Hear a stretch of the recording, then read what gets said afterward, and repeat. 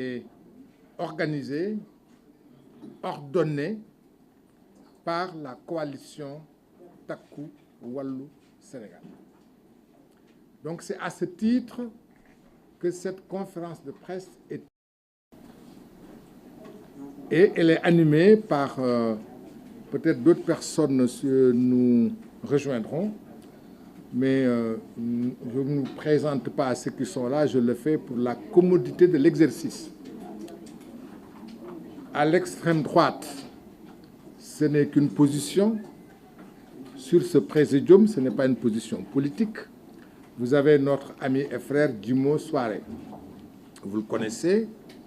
Il est vice-président du groupe parlementaire Takku Wallu Sénégal. On ne le présente plus. À ma droite, je ne le présente pas. Vous le connaissez tous. C'est le ministre Oumar Youm. Il est avocat de profession et de métier et il fut plusieurs fois membre du gouvernement. Le dernier poste qu'il a occupé, c'est ministre des Forces armées. Il fut, vous vous en souvenez, président du groupe parlementaire Takku. Benno. Et voilà, il est là aujourd'hui avec nous en sa qualité de membre du secrétariat exécutif de l'APR. À ma gauche, c'est toujours une position géographique par rapport à ce présidium, même s'il est fondamentalement, du point de vue doctrinaire, du point de vue idéologique et du point de vue des comportements et attitudes de militants, il est de gauche.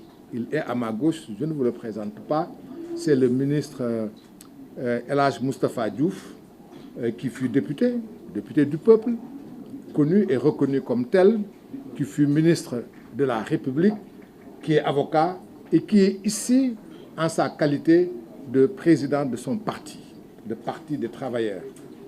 Et moi-même, très simplement, je suis vice-président du Parti des libéraux et démocrates. Et c'est à ce titre que je suis là. Nous sommes là, entre autres, pour apporter des précisions, rétablir l'exacte matérialité de faits qui ont été sciemment déformés par ceux d'en face. Vous avez entendu tout à l'heure, ou ces jours passés, un éminent membre du parti au pouvoir qui a expliqué longuement et largement les péripéties à travers lesquelles, dit-il, notre camarade, notre frère de coalition et de bloc politique, Farba Ngom, connu sous son nom réel de Mohamed Ngom, a été cerné par la CENTIF. Si un député, membre de l'Assemblée nationale, explique à l'opinion comment la CENTIF a pu cerner Farba Ngom, cela veut dire qu'il a eu accès au dossier de la CENTIF. C'est ça que ça veut dire. Quels que soient par ailleurs les développements qui auront été faits, les élucubrations qui auront été faites, il reste que c'est un député, membre de la coalition au pouvoir, qui déclare aux Sénégalais avoir eu accès à un dossier. Force est de constater que notre ami, notre camarade, notre militant et notre responsable Farba Ngom, jusqu'au moment où je vous parle, n'a pas eu accès à son dossier. Il n'a jamais été convoqué ni à la police, ni à la gendarmerie, ni à la CENTIF, ni au parquet, ni chez le juge d'instruction. Alors qu'il n'a jamais été convoqué, alors que le dossier de l'Assemblée nationale est constitué de ce que notre ami Aïssata Tall Sall a pu en dire, certainement son immunité parlementaire sera levée. Il n'aura jamais accès à son dossier. Il sera convoqué et probablement, tel que certains l'ont dit, probablement d'autres choses vont suivre. sans jamais une seule fois qu'il ait été mis en position de se défendre et de s'expliquer. Je termine pour dire que dans notre pays, qui s'appelle Sénégal, nous sommes tous, tant que nous sommes contraints par la Constitution. Autant nous sommes un pays, un peuple de gens libres et égaux en droit. Au fronton de la République, il est écrit « Les hommes naissent libres et égaux en droit ».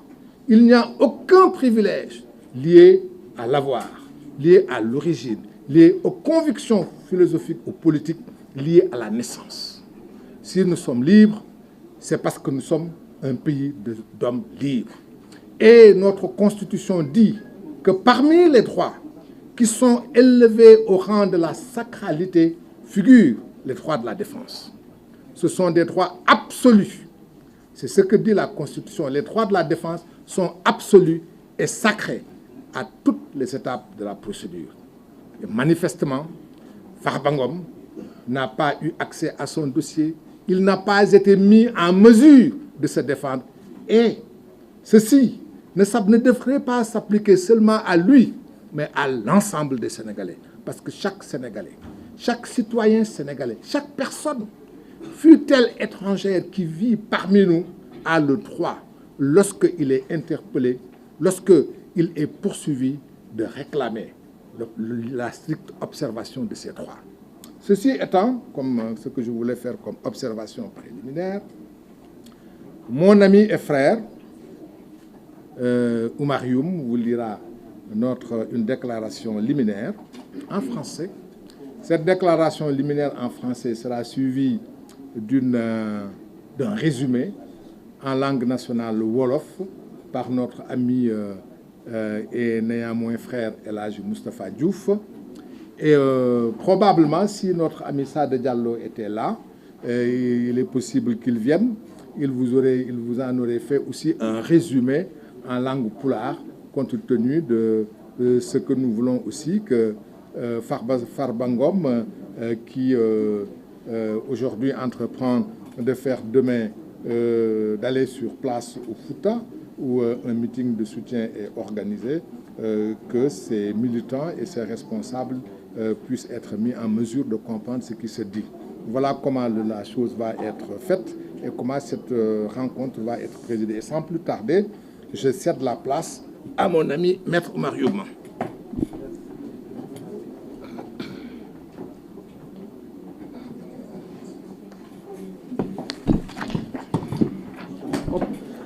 Il y a un micro qui est tombé. Je vous remercie, cher grand frère El Hadji Amadou. Mesdames, Messieurs les journalistes, Mesdames, Messieurs les participants, au nom de la coalition Takku Wallu Sénégal, nous voudrons vous remercier de votre forte présence. L'essentiel, je pense, de cette déclaration de presse a été plus ou moins résumé par Maître El Hadji Amadou Sall. Comme vous l'avez suivi, après avoir été menacé publiquement